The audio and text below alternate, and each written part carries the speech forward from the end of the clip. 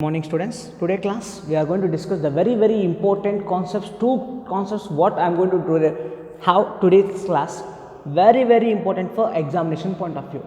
So that is first one is Boyd-Sauer's law, which is very important for 3 marks, and 5 mark question what I am going to derive. You can see the paper out of 10 times 7 to 8 times that question has been came, that much important is that question. So don't miss the class. First one is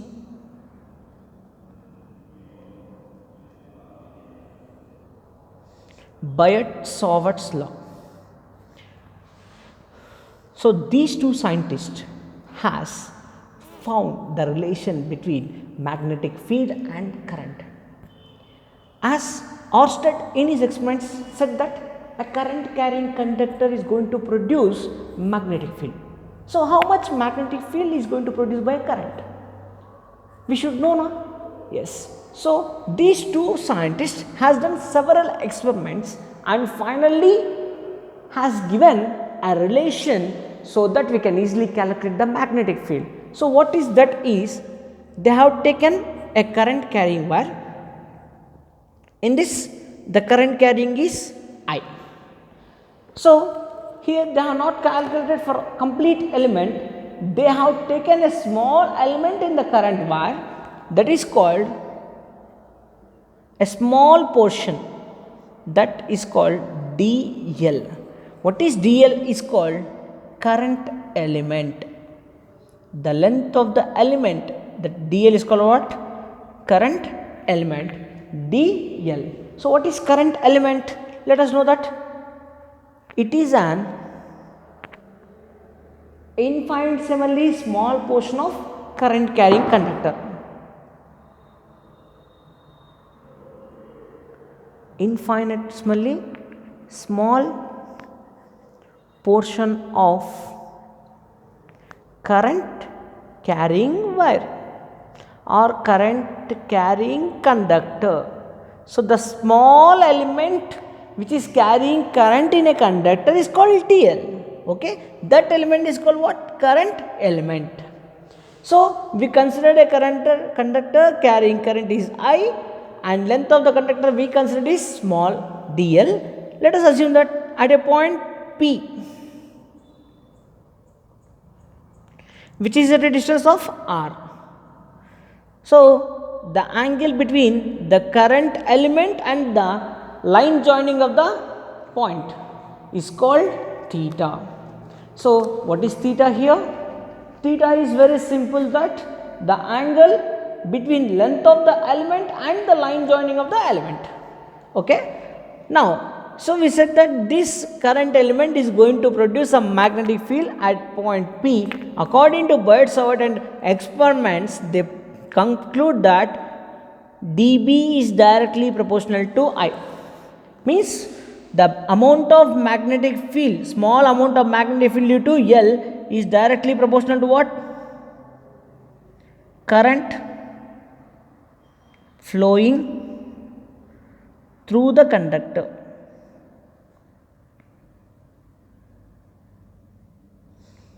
dB is directly to what? Current flowing through the conductor. And they calculated by changing the current in the conductor, they measure the magnetic field at point P. They observed that if current is increasing, magnetic field at point P also increasing, current is decreasing, magnetic field also decreasing. Next, they change the length of the conductor. Means first they consider this small length, again they divide into 4 n elements, they combine 2 elements and consider dl. So they observe that dB is directly proportional to dl. What is dl? What is dl? Length of the current conductor, right? So dB is what? Length of current element. Next, here dB is directly proportional to sin theta. Why we know? Current is and electric field or electric field magnetic field perpendicular to each other, so consider sine angle. So sine angle, you know, right? Sine of angle between angle between current element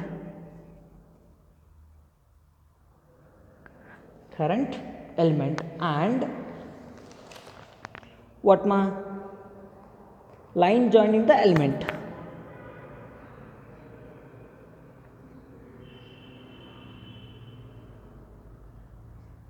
Current element and the line joining the element P. Next, last one, distance. dB is inversely proportional to r square. As you know, inverse square law, it inversely proportional to square of distance between P and current element. So, square of distance between what? P and current element. So, on 4 factors the magnetic field will depend.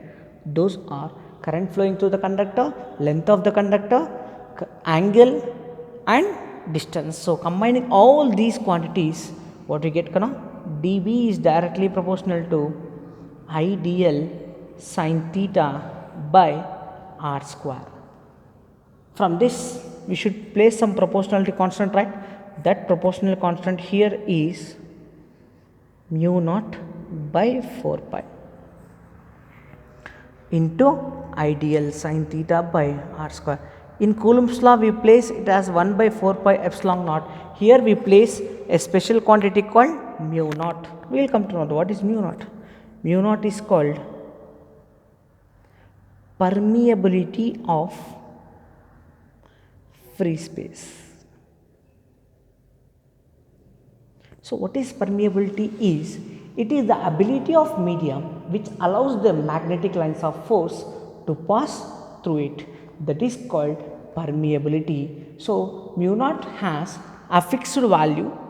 That constant has some value, that is mu naught is equals to 4 pi into 10 raised to minus 7. This is the value of mu naught. So, we can write the units of mu naught as Tesla meter per ampere. So, the value is also very important. Mu naught is called what? Permeability of free space. If it is in medium, mu is what? Permeability of medium.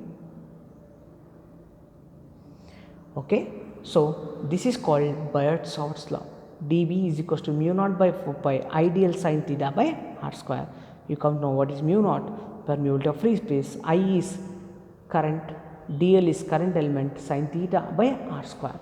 So, this is for 3 marks. If in some cases they will ask the question as write the Biot-Savart's law in vector form. How to write vector form? Very simple.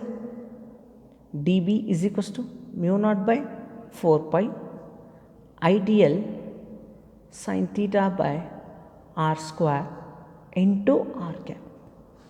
So, r cap is a unit vector which gives the resultant of magnetic field. Let us see how it comes. That implies dB bar equals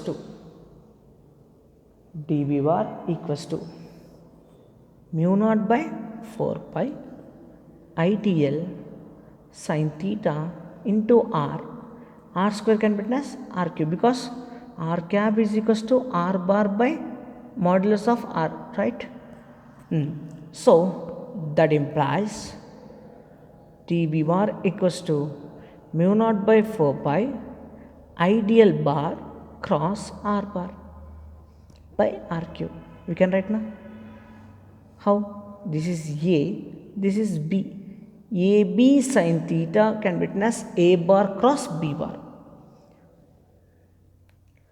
AB sin theta can be written as what? A bar cross B bar. A bar is ideal bar, R bar is R bar. So, ideal sin theta by R cube. So, now we can say that what is the direction of dB? So, the direction of dB will be perpendicular to ideal bar and R bar. Is it right? dB is direction perpendicular to plane containing dl and r. Okay, so that is the direction we can calculate by using magnetic field. Here it gets magnitude and direction. So this Biot-Savart's law is valid only for symmetric current distribution and applicable only for current elements.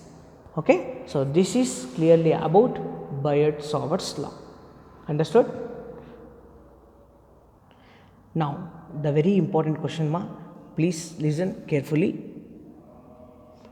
Magnetic field, we are going to apply the Biot-Savart's law here. So that is magnetic field due to a circular current loop along its axial line. So I am going to derive the expression for magnetic field due to a circular current loop along its axial line. So let us take a circular current loop. Okay, circular current loop. So in this, the current is flowing anti-clockwise direction. Let us consider this is O and the radius of this circular loop is capital R. Let us take a point along its axis. Let us enter the point P, which is at a distance of x from center. Okay, so what the question? Magnetic field due to a circular current loop along its axial line. So we draw an axial line, the line which passes along the center of the circular loop is called axial line. We consider point P. At this point P, we are going to calculate magnetic field due to this circular current loop.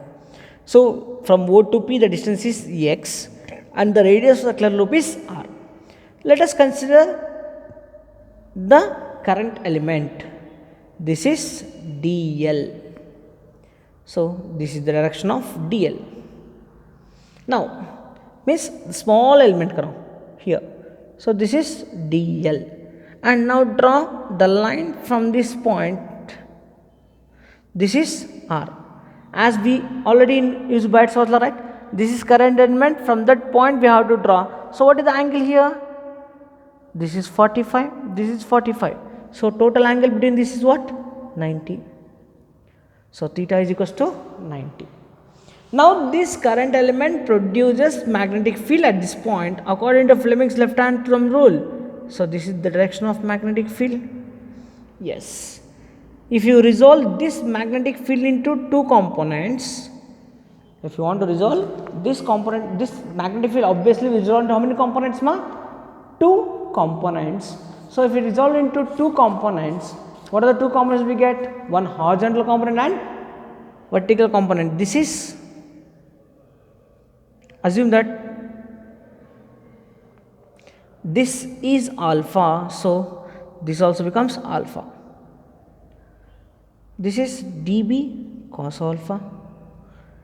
This is dB sin alpha. Okay. So we consider a circular current element, right?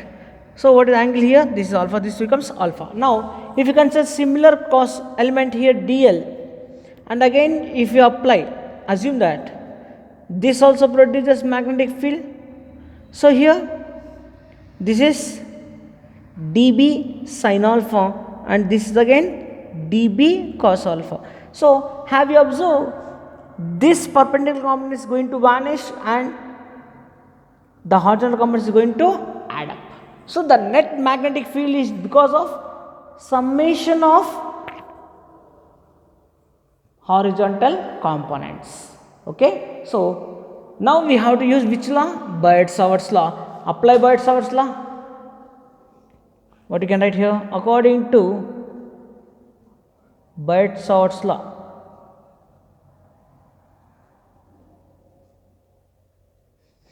what is Biot-Savart's law? dB is equals to mu naught by 4 pi IDL sin theta by r square into r by r cube, right? So whatever it may be, both will be same. Here in this question, what is theta kana? DL and R are perpendicular to each other. So theta is equals to 90. So here we can write DL and R are perpendicular. So theta is equals to 90 degrees. So theta is equals to 90. What do you get? dB is equals to mu naught by 4 pi IDL by R square. Mu naught by 4 pi IDL by R square. Okay? Clear? Yes.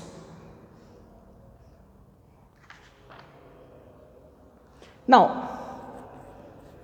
the magnetic field is resolved into how many components? 2 components. So what we observe here in this case, dB sin alpha vanishes, vertical component vanishes, whereas horizontal component add up. So vertical component vanishes, horizontal component add up. So what you can write here? Such that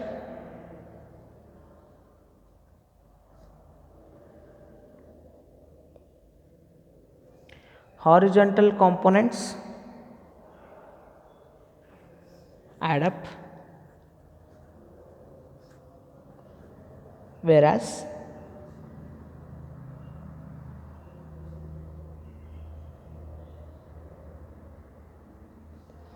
vertical components vanishes. Okay na? So then what you get ma? Net magnetic field is the summation or integration, you can take anything, is equals to integration of, or we can directly write B is equals to summation of dB cos alpha. Summation of dB cos alpha. The components which are adding, right? So we are adding the components which are along x axis. We know dB, but we don't know cos alpha. From diagram or from the figure, what is cos alpha? Let's see. What is cos alpha? Here this is alpha. Cos alpha is equals to what? Adjacent side by hypotenuse. So here if you take the triangle, this is right, this is O, this is P, this is Q, and this is alpha. Cos alpha is equals to adjacent side by hypotenuse. This is capital R, X and small r. Adjacent side is R, hypotenuse is small r. So I can write this as, what we can write ma? Cos alpha is equals to R by small r. Okay, now we got dB as well as cos alpha. So from equation 1 or 2, sorry, this is 2. What is dB kana? Summation of, what is dB? Mu naught by 4 pi IDL by R square into cos alpha is R by R. So what are the variables we should keep, we should submit? Remaining you send outside. B is equals to mu naught by 4 pi I into capital R by R cube, summation of dl. So summation of dl is nothing but length of the loop. Summation of dl is equals to length of the loop. What is the length of the loop? Nothing but circumference. So B is equals to mu naught by 4 pi I R by R cube into 2 pi R. Therefore B equals to mu naught by 4 pi 2 pi I remains constant, R into R square by R cube. So if you take from the figure, what is R? These two, right angle triangle, right? These two are the sides. So Pythagoras apply madre, R is equals to root of R square plus X square. The same thing we are going to apply here. What is that? Root of R square plus X square. Therefore B is equals to mu naught by 4 pi 2 pi I R square by R square plus x square whole power 3 by 2. So this is the expression for magnetic field due to a circular loop along its axial line. If the circular loop has n turns, one turn is there, this magnetic field. For n turns, what did you get? For a coil of n turns, you should multiply n. For a coil of n turns, the magnetic field is what ma? Mu naught by 4 pi 2 pi n I r square by r square plus x square whole power 3 by 2. So this is the magnetic field due to a circular loop of n turns. Now, how the magnetic field will vary? First, same question, magnetic field due to circular coil at its center. For example, they won't ask along its axial line. If they ask at its center, what happens? You only see. We calculate along axial means O to P, the distance is x.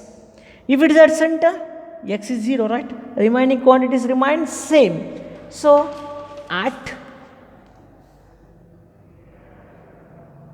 center of coil, what it becomes 0? X is 0. No term, current is flowing, number of turns is n, r is radius, so this only becomes 0. Substitute value, B is equals to mu naught by 4 pi 2 pi n I r square by, keep this one as 0, then what you get? R square whole power 3 by 2. 2 cancel, r square cancel, what do you get? R. Next, 2 pi 1s are 2 pi 2s are, so what do you get? B is equals to mu naught n I by 2r. So it implies that the magnetic field is maximum at its center and go on decreases on either side of the circular loop. So in this circular loop, how the magnetic field will present here? For example, the representation will be, this is a magnet circular coil, this is carrying some current. How the magnetic lines of force will be there? Here is, here what the magnetic field will be there? The magnetic field is moving outwards, here inwards. So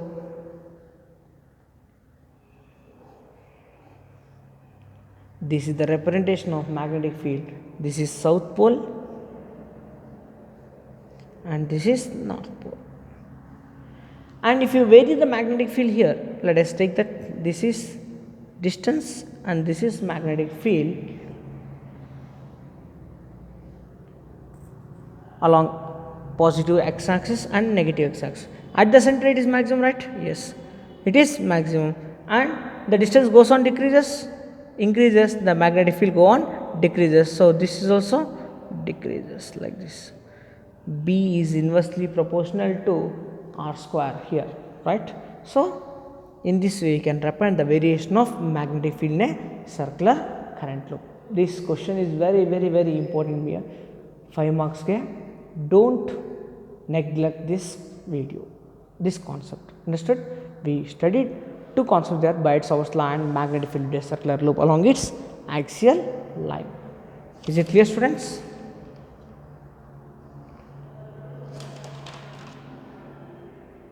Okay, thank you.